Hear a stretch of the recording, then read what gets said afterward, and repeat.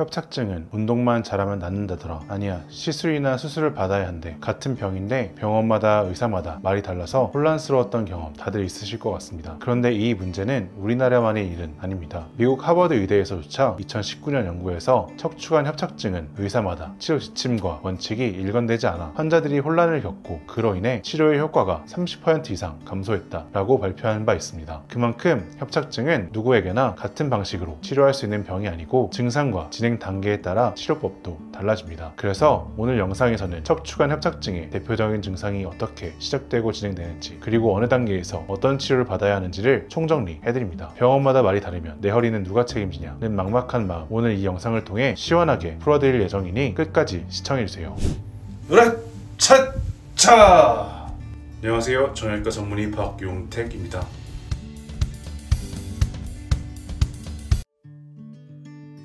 협착증, 정확한 이름은 요추 척추관 협착증입니다. 쉽게 말해 허리뼈 속을 지나는 신경의 통로가 좁아지면서 다리로 가는 신경이 눌리는 병입니다. 그런데 이 신경 터널이 왜 좁아질까요? 핵심은 세 가지 구조입니다. 디스크, 후관절, 그리고 황색인대입니다. 이 세 가지 구조물이 신경을 둘러싸는 터널 벽을 이루는데요. 나이가 들면 이 벽들이 조금씩 망가집니다. 먼저 디스크, 흔히 말하는 쿠션 역할의 연골이 나이가 들면서 푸석해지고 납작해집니다. 마치 호떡처럼 눌려서 신경 쪽으로 퍼지게 되죠. 동시에 옆에 있는 후관절도 무너지며 서로 부딪히고 점점 두꺼워져서 또 신경길을 좁힙니다. 마지막으로 터널의 뚜껑 역할을 하는 황색 인대는 안쪽으로 우그러들면서 신경을 누르게 됩니다. 결국 디스크가 퍼지고 관절이 붓고 인대가 말려들며 세 박자가 겹치면 신경이 눌려 다리 통증, 저림과 같은 협착증 증상이 생기게 됩니다. 그렇다면 왜 누구는 협착증이 빨리 생기고 누구는 아닌 걸까요? 나이 탓도 있지만 가장 큰 차이는 자세와 습관입니다. 예를 들어 무릎은 펴고 허리만 꺾어 생수통이나 김치통을 번쩍 드는 동작, 상체만 숙여서 설거지를 오래 하는 습관, 바닥에 쪼그려 앉거나 양반다리로 오랜 시간 TV를 보는 자세, 이런 동작들은 디스크와 관절을 빠르게 닳게 만들어 협착증을 앞당깁니다. 실제 연구에서도 바닥 생활을 하루 6시간 이상 하는 사람은 허리 디스크 높이가 1년에 0.3mm씩 더 빨리 줄어든다는 결과가 있습니다. 반대로 허리를 곧게 펴고 5분씩 자주 걷기만 해도 관절의 붓기를 줄이고 통증을 늦출 수 있다는 연구도 있죠. 요약하자면 허리 숙여 들기와 구부정한 오래 앉기는 협착증의 가속 페달이고, 허리 펴고 짧게 걷기는 브레이크입니다. 이제 협착증이 진행됨에 따라 증상이 몸에서 어떻게 신호를 보내는지 단계별로 살펴보겠습니다. 지금부터 말씀드릴 내용을 잘 기억해 두시면 내가 지금 협착증의 어느 단계에 와 있는지, 그리고 병원에 가야 할지 아니면 생활 습관만 잘 지켜도 되는 상황일지 스스로 판단하실 수 있을 것입니다. 영상을 끝까지 시청하셔서 치료의 타이밍을 놓치지 마시기 바랍니다. 협착증은 갑자기 나빠지는 병이 아닙니다. 처음엔 미세하게 시작되지만 어느 순간 계단을 내려가듯 뚝뚝 나빠지는 게 특징입니다. 의학적으로 명확한 구분 기준은 없지만 실제 환자분들을 치료하며 임상에서 유효하게 사용되는 기준으로 초기, 중기, 후기, 말기 이렇게 4단계로 나누어 설명드리겠습니다. 먼저 초기입니다. 이 시기의 대표적인 증상은 바로 허리 뻐근함입니다. 소파에서 벌떡 일어날 때 갑자기 허리가 돌처럼 굳어져 펴지지 않다가 1분 내외로 풀렸던 경험 다들 한 번씩 있으시죠? 많은 분들이 이걸 그냥 나이 들어서 그런가 보다 하고 지나칩니다. 이때는 이게 협착증이 시작되는 단계이기 때문에 그런 증상이 생기는 것인지 모르고 지나가는 분들이 많지만, 협착증으로 고생하시는 분들을 실제로 뵙고 여쭈어보면 몇 년 전에 허리가 너무 뻐근해서 고생한 적이 있다는 말씀을 흔하게 하시죠. 그게 바로 협착증의 시작입니다. 이 시기를 잘 넘기면 중기로 진행될 확률을 크게 줄일 수 있습니다. 지금이 바로 생활 습관을 바꾸고 운동을 시작해야 하는 골든타임입니다. 이 시기에 어떻게 생활 습관을 바꾸고 어떤 운동을 시작하면 좋은지에 대해서는 영상 후반부에서 자가회복 5가지로 자세히 알려드릴 테니 꼭 확인해주세요.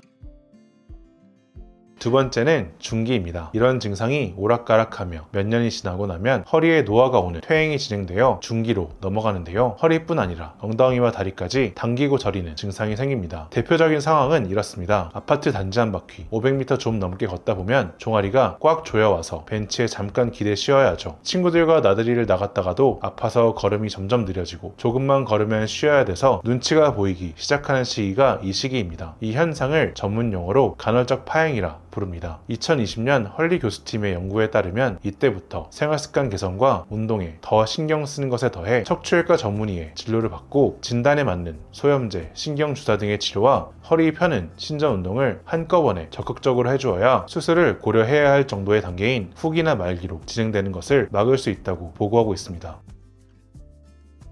세 번째는 후기입니다. 이때부터는 파행 거리, 즉 통증 없이 걸을 수 있는 거리가 500m 이하로 줄어들고 예전엔 효과가 있었던 신경주사마저도 효과가 짧아지거나 아예 듣지 않는 시기입니다. 장을 보러 나가다가도 마트에 도착하지도 못해 다리가 터질 듯 아파서 장을 보거나 집 앞에 마실 나가는 것도 무서워하시는 분들, 원래는 신경주사를 맞으면 몇 달 몇 년은 편안했는데 갈수록 좋아지는 기간이 짧아져서 며칠 몇 주만 지나도 똑같이 아파지신다면 이 단계에 해당합니다. 이때는 MRI를 꼭 찍어 신경관이 얼마나 좁아졌는지 확인해야 하는 시기입니다. 경막외 차단술 등 높은 단계의 신경주사나 간단한 카테터 시술 정도에 호전되지 않는다면 내시경 감압술이나 유압술처럼 터널을 직접 넓혀주는 시술을 진지하게 고민해야 할 시점입니다.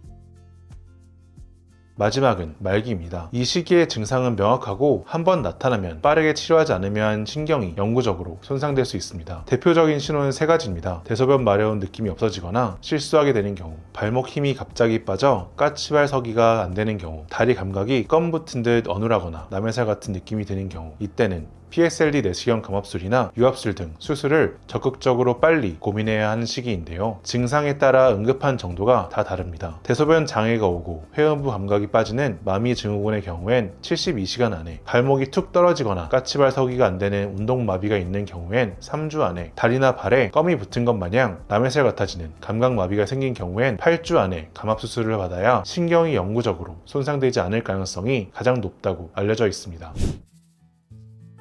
그럼 병원에 반드시 가야 하는 시기는 언제일까요? 다시 한번 정리해 드리겠습니다. 첫 번째, 통증 없이 걸을 수 있는 거리가 500m 이하로 갑자기 감소했을 때. 두 번째, 누워있을 때도 다리가 터질 듯 아플 때. 세 번째, 발목, 발가락 근력이 떨어져 까치발 서기, 발목 들기, 엄지발가락 들기 등이 되지 않을 때. 네 번째, 소변 줄기가 가늘어지거나 잔뇨감이 증가하고 회음부 감각이 없을 때. 이 중 단 하나라도 해당된다면 지체하지 말고 병원을 찾아 정확한 진단을 받아보셔야 합니다. 반대로 아직 500m 이상 걷는데 문제가 없고 통증도 앉아서 쉬면 5분 내로 가라앉는다면 지금 바로 영상 후반에서 소개해드릴 자가회복 5단계를 따라 실천하시면 운동, 생활습관 교정만으로 호전될 확률이 80% 이상입니다.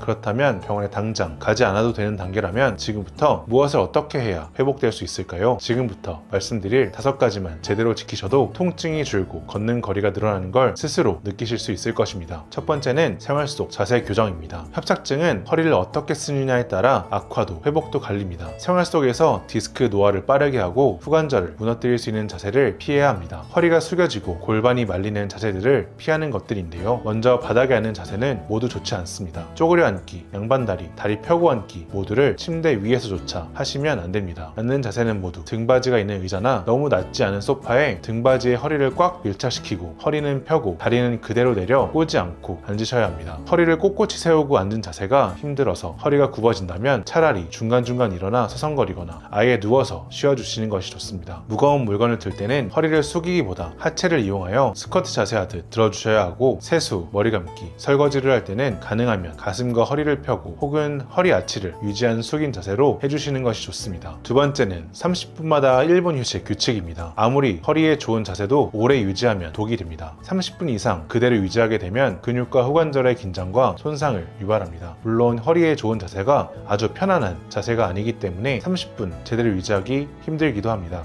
30분마다 알람을 맞춰두고 알람이 울리면 의자에서 일어나 양팔을 올리고 가슴을 펴고 고개를 뒤로 10도만 젖힙니다. 숨을 들이쉬고 배를 집어넣고 몸을 길게 늘리는 호흡을 1분만 해보세요. 허리와 목을 뒤로 제껴준다는 느낌보다 허리는 아랫배와 명치 사이를, 목은 명치와 턱 사이를 하늘 방향으로 최대한 늘려준다는 느낌이 들면 좋습니다. 이는 코어 근육을 가볍게 깨워 허리 안쪽을 지지하게 만드는 호흡법입니다. 2018년 연구에서 이런 미세 휴식을 매일 4주 이상 시행하신 분들이 한 번에 통증 없이 걸을 수 있는 거리가 평균 78m나 늘었다는 보고까지 있습니다. 세 번째는 제대로 운동하기입니다. 협착증 회복에 있어 바른 자세로 걷는 걷기 운동, 신전 운동, 그리고 코어 근육을 깨우는 운동이 핵심입니다. 이 내용은 이전 영상에서 각각의 운동 원리와 정확한 방법을 자세히 설명드렸기 때문에 오늘은 간단히 짚고 넘어가겠습니다. 궁금하신 분들은 이 영상을 이어서 시청해주세요. 하루 20-30분씩 2차례 정도 걷기를 실천하고 올바른 동작으로 꾸준히 반복하면 병원에서 치료받는 것 못지않은 효과를 경험하실 수 수 있습니다. 네 번째는 증상이 심한 날은 제대로 휴식하여 신경 부종을 줄여주기입니다. 협착증의 회복은 순탄하게 쭉 좋아지기보다 더디게 중간중간 증상이 악화되는 힘든 시기가 왔다 갔다 하며 좋아지기 마련입니다. 증상이 유난히 심하신 날에는 신경의 부종을 풀어주려는 노력을 해야 하는데요. 먼저 샤워기로 허리, 엉덩이, 허벅지를 따뜻한 물로 5분 정도 쫙 풀어준 뒤 얼음이나 아이스팩을 수건에 싸서 10분간 허벅지에 냉찜질을 해줍니다. 혹은 사우나에 가셔서 열탕에 5분, 냉탕에 10분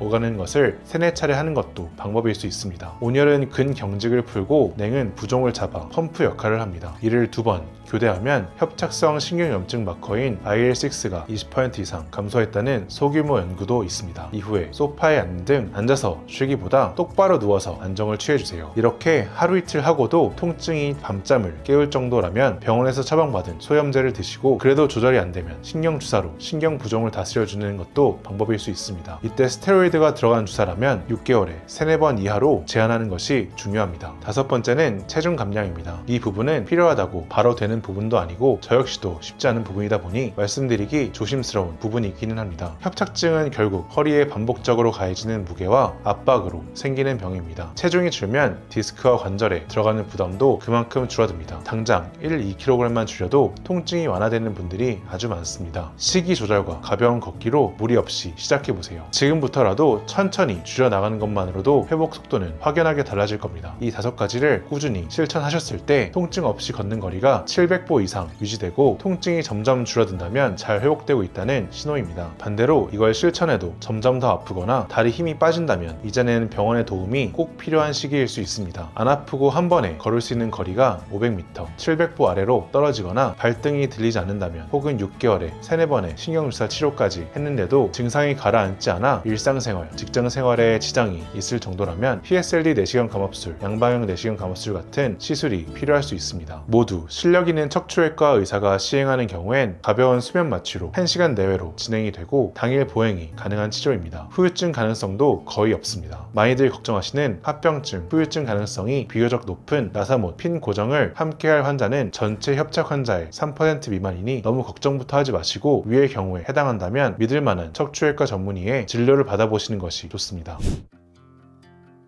여기서 많은 분들이 헷갈리십니다. 어떤 병원에서는 디스크라 하고 또 다른 곳은 협착이라고 하죠. 실제로 증상도 비슷합니다. 둘 다 다리가 저리고 당기고 힘이 빠지기도 하죠. 차이는 그 원인입니다. 디스크는 연골 속 내용물이 갑자기 터져 나오면서 신경을 누르는 급성병이고 협착증은 터널벽이 해마다 두꺼워지면서 신경을 서서히 누르는 만성병입니다. 디스크는 젊은 연령에서도 갑자기 생기고 협착증은 50대 이후 특히 걷기 힘든 증상까지 같이 나타나는 경우가 많습니다. 그리고 두 병이 함께 있는 혼합병도 많습니다. 그래서 정확히 구분하려면 MRI 같은 정밀 검사가 필요할 수도 있습니다. 물론 증상이 가볍다면 디스크든 협착이든 처음 치료 방법은 비슷합니다. 하지만 시간이 지나도 차도가 없거나 일상생활이 어려워질 정도라면 구분이 꼭 필요합니다. 왜냐하면 디스크는 자연 흡수가 기대되는 병이고 협착은 시간이 지나도 스스로 낫기 어렵기 때문입니다. 그리고 치료 방법도 다릅니다. 디스크는 급성 통증이 많아서 약, 주사, 안정이 우선이고 협착증은 틀어진 자세를 바로잡고 걷기 훈련과 운동 등 본인의 노력이 우선입니다. 수술 시점도 다르죠. 결국 내 증상이 단순한 통증인지 파행까지 있는 협착인지 혹은 혼합형인지 정확히 진단하고 그에 맞는 맞춤 치료를 받는 것이 가장 빠른